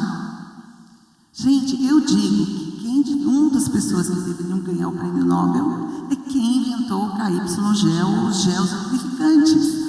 Que mulher, no climatério e na menopausa, sem esse gelzinho do bem, sofre horrores, na maioria das vezes, né? São raras aquelas que continuam com uma lubrificação boa, a hora que o estrogênio vai embora, que a progesterona diminui, que a gente vai mudando. Então, não é, como o doutor disse, a menopausa que traz a depressão. É que em algumas mulheres predispostas, dentro de algumas circunstâncias que acabam acontecendo nessa fase, acaba juntando ali a fome com a vontade de comer e a gente acaba desenvolvendo a depressão. Então, é muito importante que nós também possamos nos olhar nesse sentido. É uma mudança de fase de ciclo de vida muito significativa. Sem contar que pode ser que coincida com a mulher que ficou em casa e cuidou dos filhos, com a saída dos filhos. E a mulher que trabalhava fora e que investiu tanto na sua vida profissional, está entrando na fase de se aposentar. Então, vai mudar o status do ser, do comportamento social, do papel social, muda significativamente. Então, isso tudo faz com que as coisas acabem acontecendo de uma forma mais, juntando os fatores e acaba acontecendo. Então, essa é uma hora mesmo de procurar ajuda. E de tantas coisas que podem acontecer, tem a ver com tudo, né? Uma busca médica, uma busca de um apoio emocional, uma mudança de significado em relação à própria vida, uma busca por sentido, desenvolver talvez outras áreas da vida não desenvolvidas até então, né? Fazer os exercícios físicos não mais na tirania do tenho que ser bonita, mas muito mais na busca de uma serotonina natural que vem ajudar, enfim, e tantas outras coisas, né? Já chegaram muitas perguntas e coincide a pergunta e o que nós temos aqui. Então, pedir para a gente ser mais objetivos, temos mais questões e as questões chegando. Depressão tem cura? Boa, depressão tem cura. 70% das depressões são tratadas para cura, 30% evoluem para uma depressão crônica, que não significa tristeza crônica e sintomas crônicos, significa tratamento contínuo, tá? Mas assim, mas minha vizinha toma remédio há 30 anos, provavelmente não toma direito. Muitas vezes eu ouço, doutor, eu já comecei e parei muitas vezes e tal. Eu falei, mas por que faz isso? É porque eu não gosto de tomar remédio. Não, acho que você gosta, né? Porque tivesse tomado direito, estava de alta em um ano, agora faz 10 anos que está tomando remédio. Então, depressão tem cura e a gente tem que sempre mirar na cura. Nem sempre a gente chega lá e aí vai ser crônico, mas na maioria das vezes tem cura. As perguntas que chegam. Quais as orientações para o tratamento da depressão? Medicação, psicoterapia, atividade física, amigos? Dentro dessa proposta de que a cura, quais são as várias interfaces, né, dessa cura? O tratamento idealmente é multidisciplinar, né, que envolve pelo menos aí um psiquiatra e um psicólogo, ou uma medicação e uma psicoterapia. A medicação pode nem ser dada pelo psiquiatra e a terapia pode nem ser feita por um psicólogo, mas enfim, geralmente, né, um psiquiatra e um psicólogo. E atividades que ajudam no combate e na melhora da depressão são atividades físicas regulares, pelo menos 3 vezes por semana, pelo menos meia hora, importa muito a regularidade. Se pensar bem, não é muito, né? A gente sabe que uma alimentação saudável, que isso não cura a depressão, mas a gente sabe que alimentação com muita farinha, muito açúcar, enfim, aquelas coisas de absorção rápida, que dão picos glicêmicos, né, que são rapidamente absorvidas, elas são fatores de risco para a depressão. E sim, amigos, uma rede social presente, assim, você estar envolvido na igreja, estar envolvido com amigos, você ter uma rede social que te sustente, são fatores também de proteção, às vezes até de prevenção, e quando você está em tratamento, fatores de melhora mais rápido, né? Quem está em depressão tem que se tratar. Quem não está em depressão, vamos evitá-la? Atividade física regular, alimentação saudável, uma rede de apoio presente, ajudam muito na prevenção. Roseli, fala um pouquinho sobre a questão do acompanhamento psicoterápico na depressão.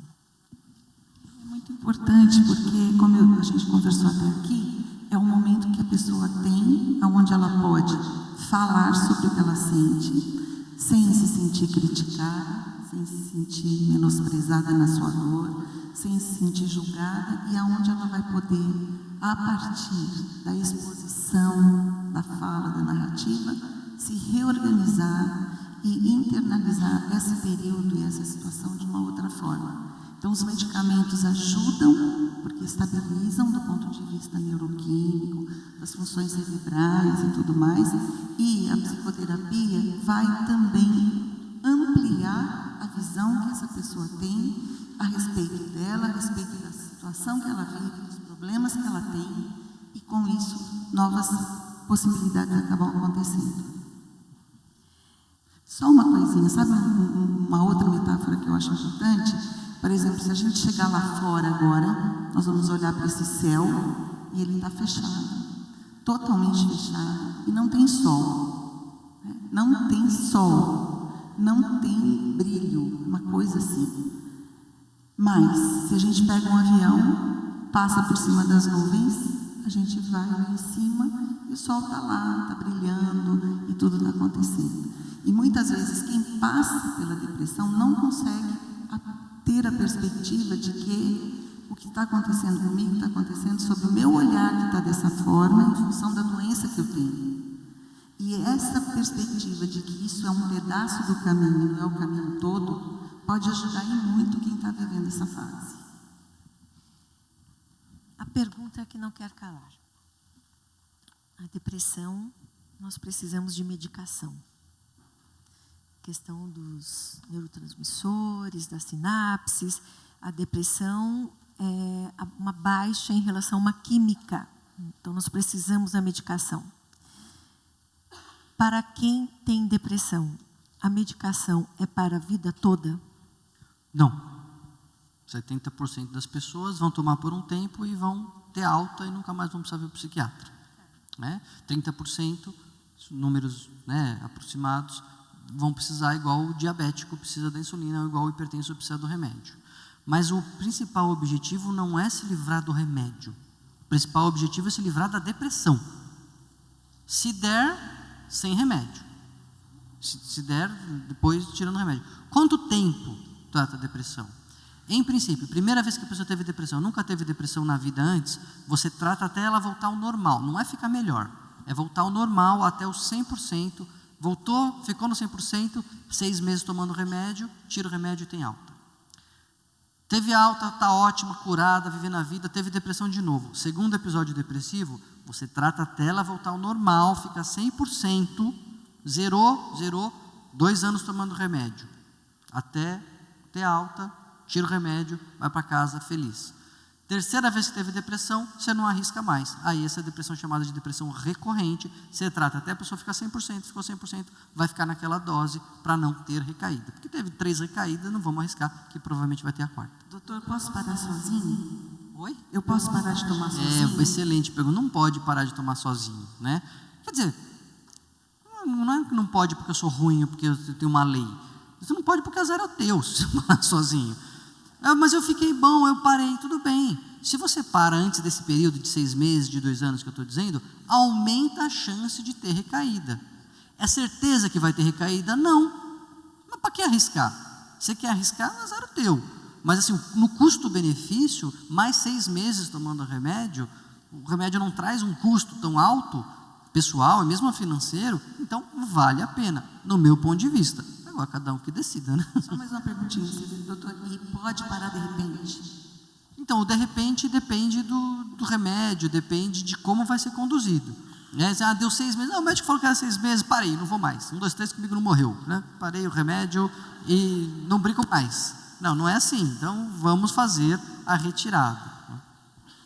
Justamente, no tratamento da depressão em geral, leva algum tempo para que a pessoa sinta os benefícios da medicação. E às vezes tem que trocar a medicação, tem que ajustar, existem efeitos colaterais.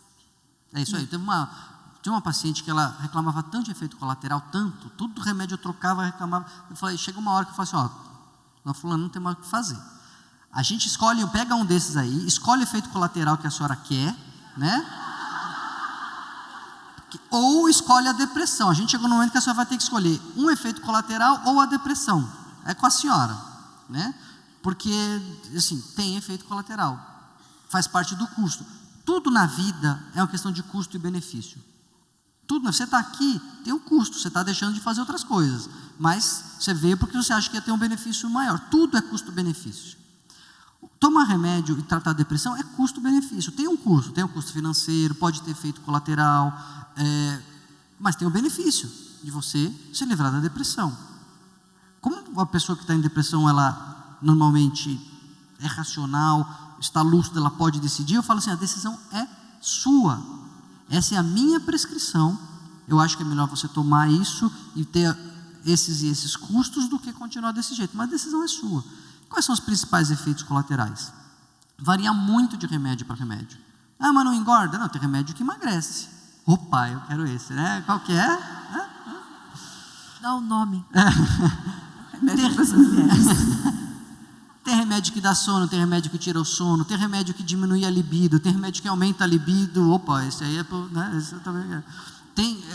Varia muito de pessoa para pessoa, de remédio para remédio. Por isso tem que ser conduzido. Não pega o remédio da vizinha, minha vizinha tomou fluoxetina, eu quero tomar também, eu vou tomar o dela. Né? Não é assim. Vai ter que ser de pessoa para pessoa. A primeira e a segunda semana são as mais difíceis, porque o remédio ainda não começou a fazer efeito, mas já dá os efeitos colaterais. É aquele período que a pessoa precisa ter fé no médico mesmo. Né? Porque assim, nossa, eu fui lá naquele doutor, vi ele falando na Ibabe, achei que ele era tão bom, ele me deu um remédio que só está fazendo mal e ainda não melhorei. É assim mesmo. Né? O remédio começa a fazer efeito a partir aí da segunda semana, de forma geral, e vai num crescente, a pessoa vai melhorando, até mais ou menos 8 semanas, 2 meses. Então, até 2 meses, o remédio ainda nem chegou no máximo do que ele podia fazer. Vai dizer, mas eu já estou tomando 1 mês e ainda melhorei, mas ainda não estou bom. Calma. Né? A gente tem que esperar. E aí, por isso que é importante a presença de um profissional conduzindo o tratamento. O maior problema da automedicação não é você passar mal com o remédio. O maior problema da automedicação é você não saber o que fazer. Tem que aumentar, tem que diminuir, pode parar, troca, o que eu faço? Por isso a importância do profissional. Então, mas essa resistência à medicação, principalmente no meio evangélico, ela é uma verdade, uma realidade. E eu lembro de uma história que, no fim, se tornou engraçada, de que a pessoa da igreja, com muita dificuldade, inclusive as irmãs de plantão, dizendo para não tomar o remédio, e ela voltou ao médico e percebeu que precisava tomar, e o médico disse a ela, olhe para o remédio como seu aliado. O remédio não é seu inimigo, o remédio é seu amigo. Desenvolva com ele uma relação de amizade. E aí ela me conta, no dia seguinte, ao tomar o remédio, olá, remédio, como vai? Você é tão lindo. beijinhos no remédio. Eu falei, você fazia isso? Eu falei, fazia. Até que eu fui entendendo e passei a dizer, Deus, abençoe esse remédio em mim. Né? Que ele alcance o seu efeito. E o remédio passou a fazer parte de mim. Mas precisei primeiro ter um relacionamento de aceitação e de amizade. Porque é uma resistência. E no nosso meio, a resistência é maior, porque você considera o remédio sendo colocado no lugar da fé. E são coisas muito diferentes, que ao final a gente vai abordar. A outra questão. A família vê a pessoa no estado de depressão e quer que ela reaja. Mas ela não consegue. E é comum, em alguns casos, os familiares se voltarem contra o deprimido. Qual a orientação aos familiares e amigos na identificação não só do comportamento, como na abordagem e na forma de lidar, principalmente a família, com essa pessoa mais próxima em depressão? Essa questão é fundamental, porque a família perde a paciência mesmo. Né? E é ruim que a família perca a paciência, mas dá para entender.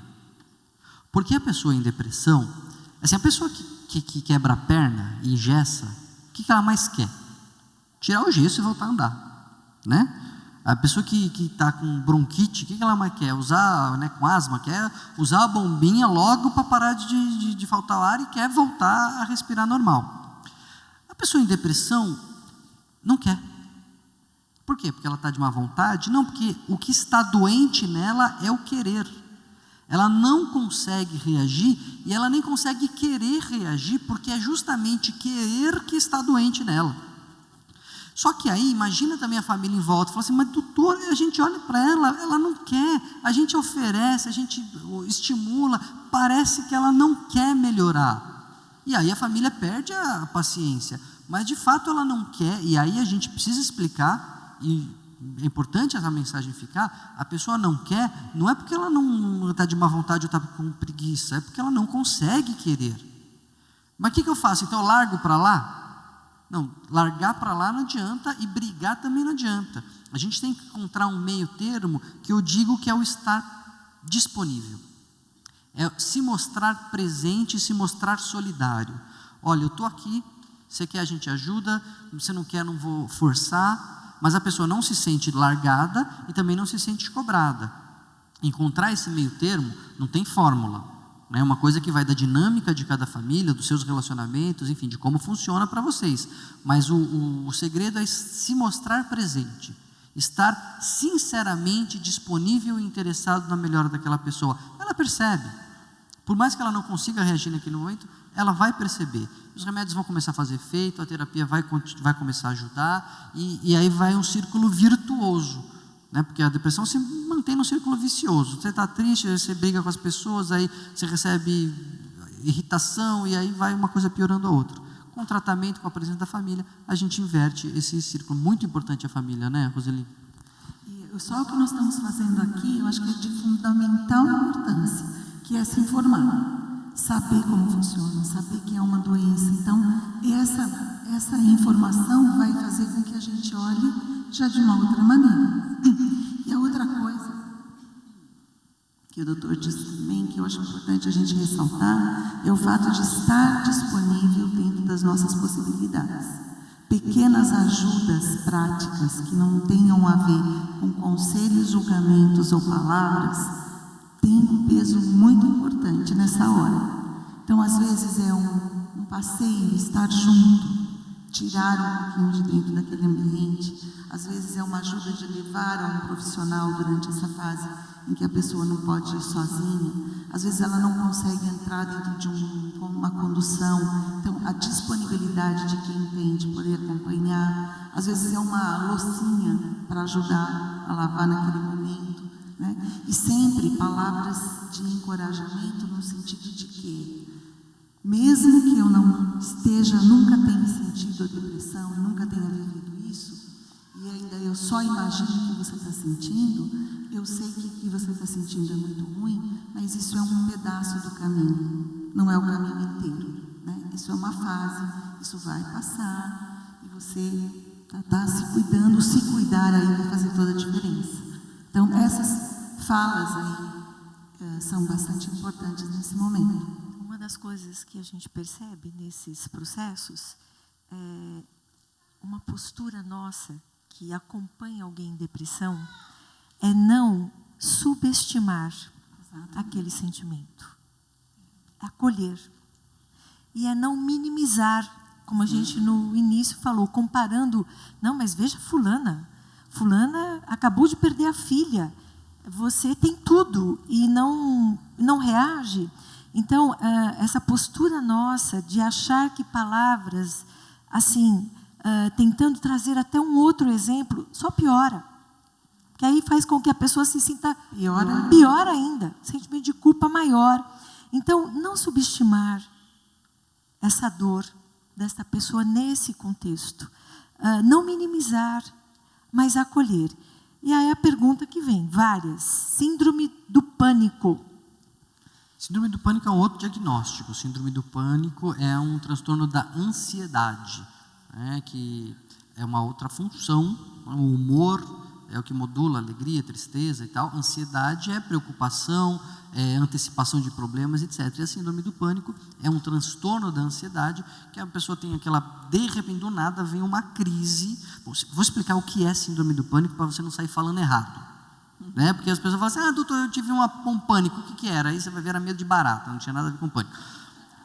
Pânico é, do nada, não é em situação previsível, é do nada, a pessoa tem uma crise em que acelera o coração, palpita o coração, dá tontura, falta de ar, aquela sensação de que vai morrer, parece que vai ter um treco, isso dura alguns minutos e vai passando, e aí depois a pessoa fica se sentindo mal, às vezes, né, cansada, etc., mas a crise passa rápido, em alguns minutos. E isso se torna recorrente, ou seja, vai acontecendo várias vezes, e sempre sem aviso, do nada.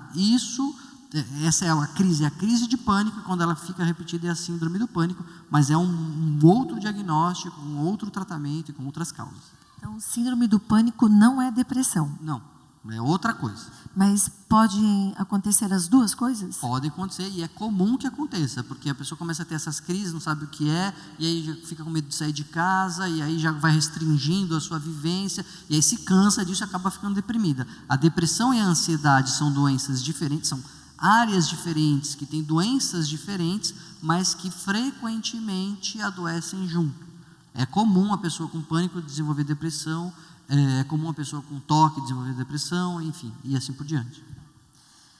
Daniel, tem tanta pergunta. Você tem chat que você responde?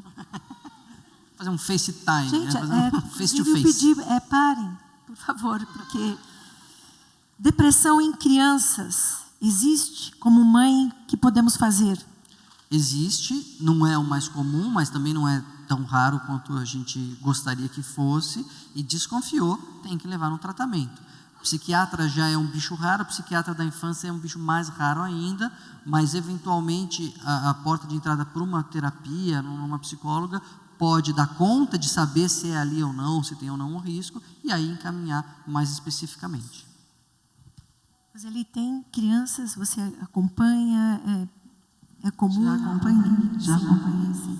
E muitas vezes está muito relacionada à questão de ser o paciente identificado da família, né? Essa depressão tem uma função, ela não está ali à toa, e essa criança corajosamente acaba trazendo sintoma para levar essa família a buscar ajuda de outros problemas que não são ela em si, ou uma necessidade dela, mas que ela está representando. Sim, ela denuncia a homeostase, exatamente. Terapia familiar sistêmica.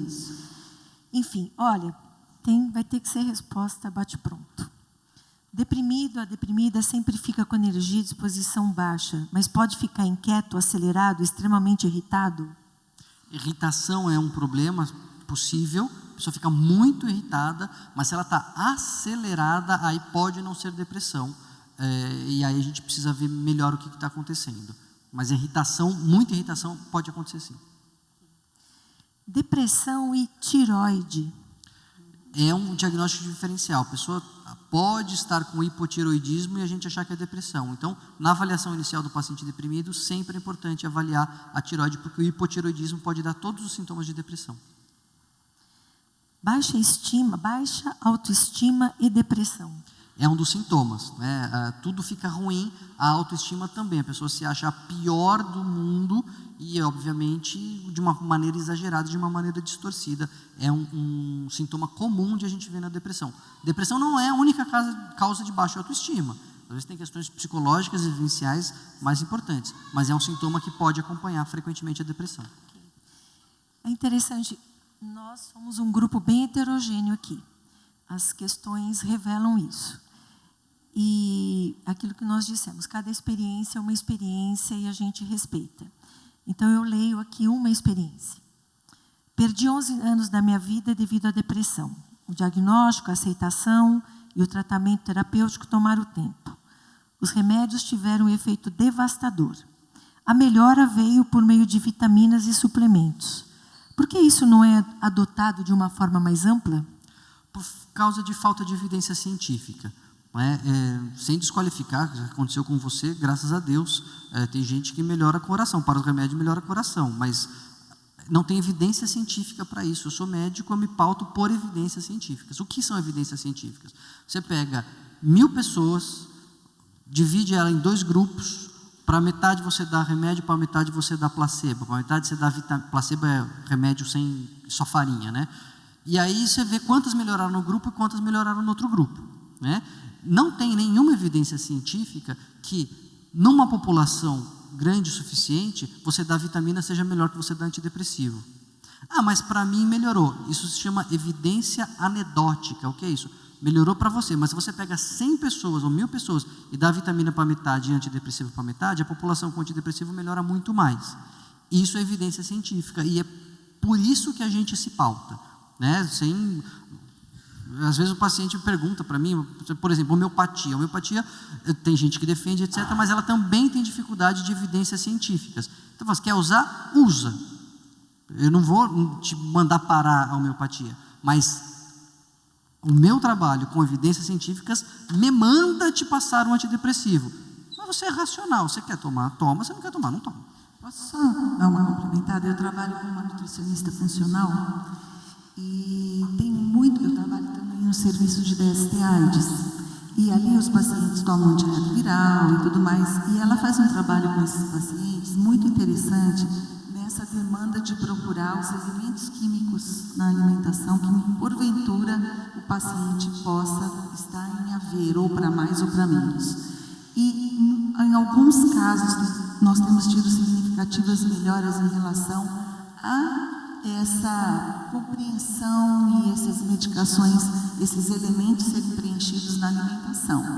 E quando você falou que certos tipos de alimentação melhoram, eu ia interromper você para dizer, nossa, o Aristides ia estar aqui pulando, porque ele falou muito para mim isso, fale, não deixe de falar, que precisa também pensar na alimentação, porque farinhas, açúcares, e quem conhece ele sabe que ele fala isso exaustivamente, são causadores ou facilitadores de quadros que possam levar à depressão, né? Então, a depressão pode ser um gatilho para desencadear o uso de drogas? Ou o uso de drogas pode causar a depressão? Existe tratamento para dependência química? As duas coisas podem acontecer. A depressão, ela se associa a maior uso de drogas e a maior uso de álcool, né? Muitas vezes a pessoa está bebendo porque está deprimida, numa tentativa de aliviar aquele sofrimento, mas o uso de álcool e outras drogas pode levar à depressão, e dependência química tem sim tratamento. É um tratamento difícil, é um tratamento complexo, multidisciplinar, que a gente sabe que vai ter recaída. Quando você trata um dependente, você sabe que vai ter recaída, mas o que não invalida o tratamento, que pode melhorar a qualidade de vida e a pessoa pode ficar realmente abstinente. Então, 2 questões em relação à depressão pós-parto. Na depressão pós-parto, que pode começar antes, a criança pode sentir uma rejeição inicial? E esta a depressão pós-parto é relacionada a mães biológicas? Mães adotivas também podem ter depressão pós-parto? Pós-adoção? Então, aí é pós-adoção, né? Aí a questão biológica e hormonal está menos presente, mas tem toda aquela outra questão de mudança de vida, de mudança de papel social, de mudança de dinâmica familiar que pode acontecer. Não é uma síndrome específica, porque não tem os elementos biológicos, mas pode acontecer. Toda mudança, lembra que a gente falou, toda mudança é estressante. Adotar uma criança é estressante e pode acabar se associando a um quadro depressivo. Agora, o bebê não necessariamente vai sentir a rejeição naquilo que a gente pensa racionalmente, de eu gosto de alguém, mas esse alguém não gosta de mim, então eu estou sendo rejeitado e isso me faz mal. Não é? O bebê nem tem cognição ainda para isso, nem tem razão para isso. Mas sim, a depressão durante a gestação interfere com o bebê, porque aumenta a circulação de hormônios do estresse, diminui muitas vezes até o desenvolvimento do bebê, aumenta o risco de parto prematuro, um monte de coisa. Então, mas vai tomar remédio na gestação? A gente já sabe que o remédio faz menos mal do que a doença. Lembra da questão custo-benefício?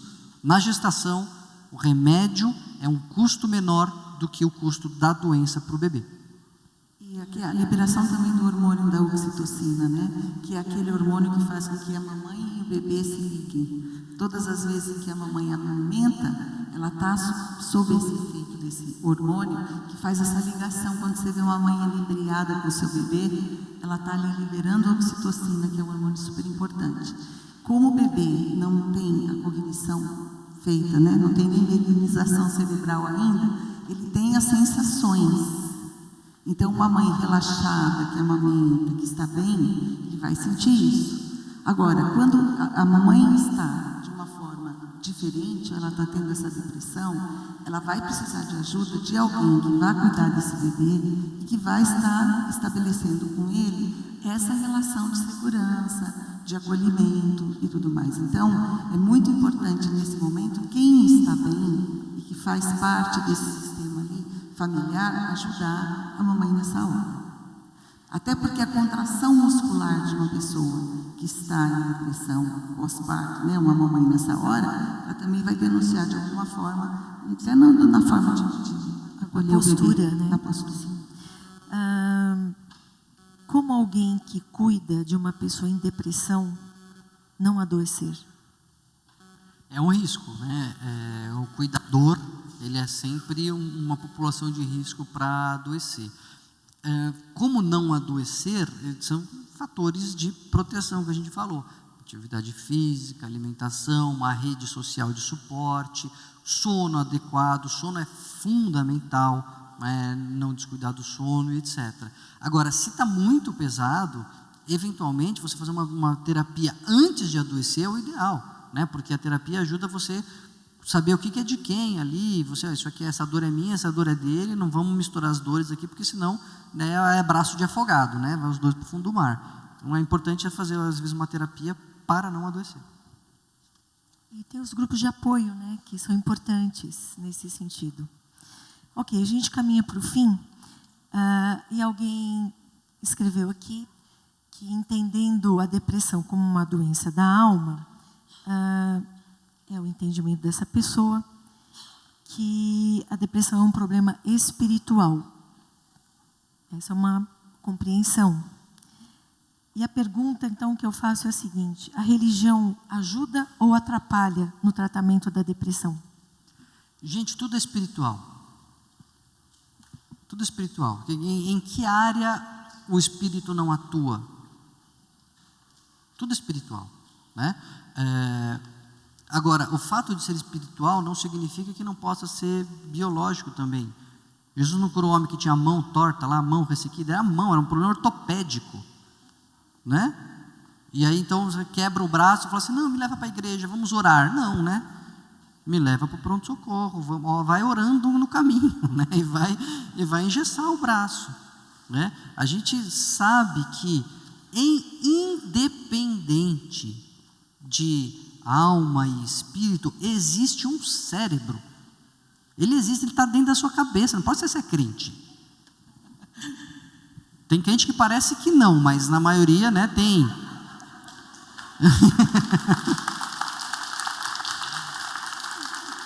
Então, já que ele está lá, vamos usar, tá certo?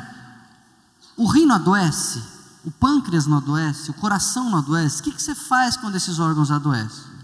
Você ora e vai no médico. A depressão é a mesma coisa. O seu cérebro, ele pode adoecer fisicamente. Ah, mas e se for uma seta maligna? Também a seta maligna pegou no cérebro. Então vai lá, ora contra a seta maligna e vai no médico tratar, porque vai que deixou uma cicatriz lá, né? Então, se a seta maligna pegar no seu coração, se tiver um infarto, você vai aonde? Para o pronto-socorro. Não vai só orar, mas vai orar também, né? Mesma coisa. Por que você usa óculos? Exato, né? Então, eu queria, encerrando, pedir uma palavra de vocês dois, as mulheres, pedir a banda, a gente vai concluindo, pedir que você aguarde mais um pouquinho, que eu tenho uma convocação para as mulheres que participam de celebrar, só mais alguns minutos, mas queria agradecer muito vocês. Daniel já me informou, há um vídeo que na segunda-feira nós vamos disponibilizar na nossa página do Facebook. Vamos disponibilizar também esse painel aí pelas mídias, que as pessoas, até pessoas de fora de São Paulo, até do Brasil, pediram que a gente disponibilizasse. Enfim, a intenção era essa mesmo, esclarecer, trazer o assunto para a luz, né? Para que a gente pudesse tratar de uma forma saudável do assunto. Então, eu queria pedir a vocês essa última palavra a esse grupo de mulheres aqui presentes. Bom, eu queria dizer uma coisa. Se alguém aqui, porventura, nunca teve depressão, ou se já teve, ou se está tendo um processo depressivo, que nós possamos estar nos olhando com um olhar agora de todas essas informações e nós possamos compreender que, se eu nunca senti a depressão na pele, que eu possa reconhecer que eu nunca senti e possa respeitar os sentimentos e a situação dessa pessoa que está ao meu lado, dizendo que está sentindo. Se eu já senti, que eu possa reconhecer que o que eu senti foi alguma coisa minha, foi a minha experiência, e que eu possa reconhecer que a dor da outra ou do outro não seja igual a minha, mas que em todos os lugares onde eu estiver, seja ajudando, seja sentindo, ou seja me solidarizando com essa dor, que eu não me esqueça que nesse lugar, como nós cantamos no início, ali Deus está. Então a gente pode recorrer a Ele, que nos dê sabedoria, podemos usar todos os conhecimentos que a gente tem e aprende para poder tentar ajudar e se ajudar e compreender que ainda bem que o estudo, que o conhecimento, que a farmacologia, que as terapias, os grupos, a igreja, os nossos estudos bíblicos e a nossa vida com Deus pode nos ajudar a estar nos ajudando e sermos alguém importante na vida de alguém que esteja passando por isso. Acho que essa é a palavra.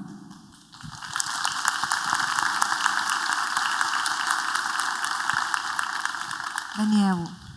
Acho que o mais importante é as pessoas entenderem que ninguém está minimizando o papel da fé, o papel da oração, o papel da religião.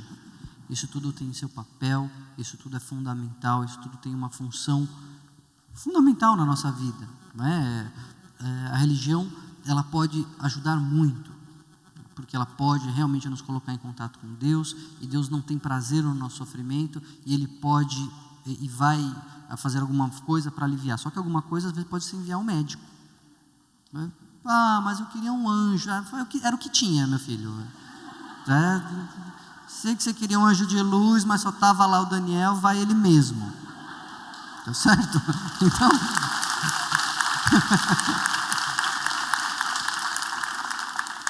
é o que tem para hoje, né? E, puxa, mas eu queria tanto, né? Um raio. Não, mas é o raio do remédio que você vai tomar, não é um raio de luz.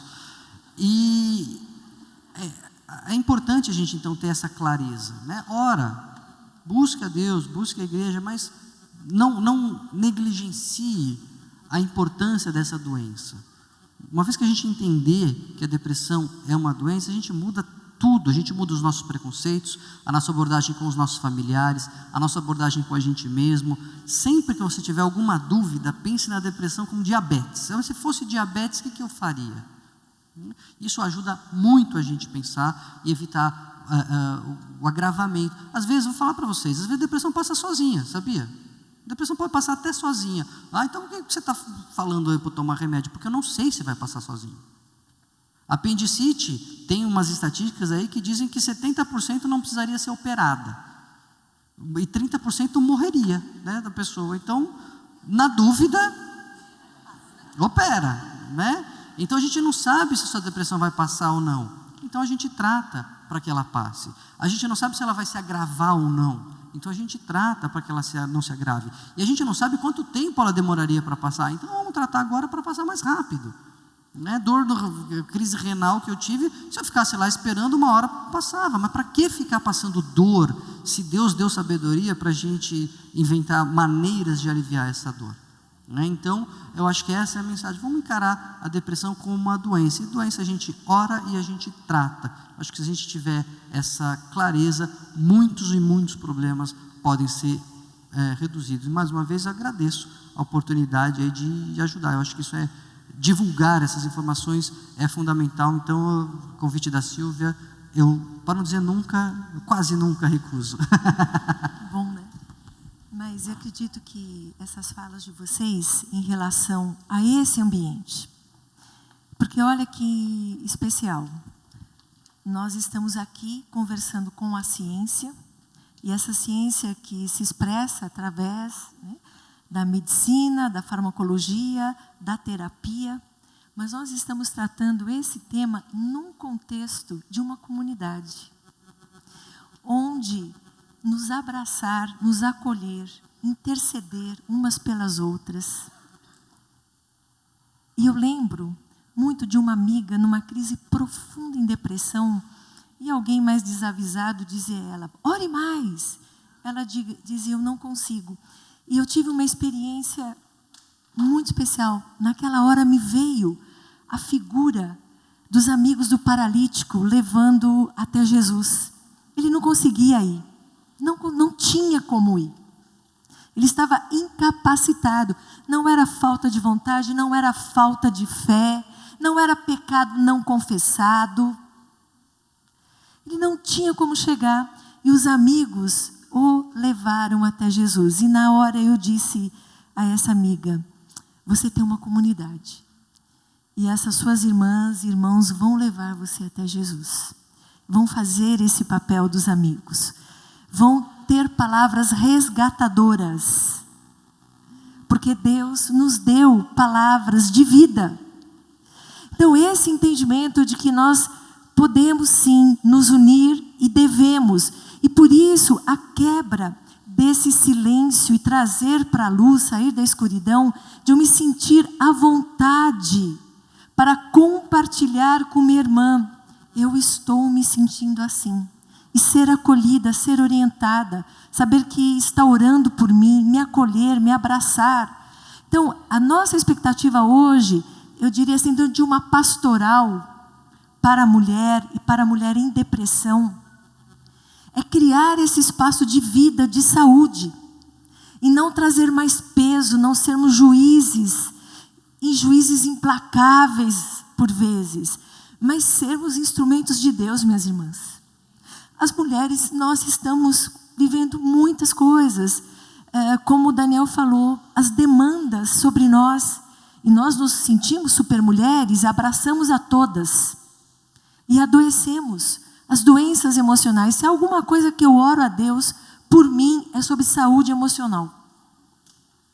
E atenta a sintomas, conversando, e que especial isso, né, Roseli? Quando eu falo, eu elaboro, eu me escuto.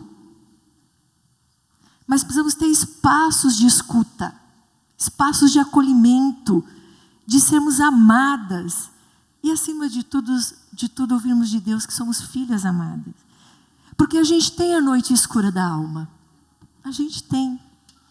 Mas a promessa é que Deus estaria conosco. Na noite escura da alma, Ele vem nos abraçar.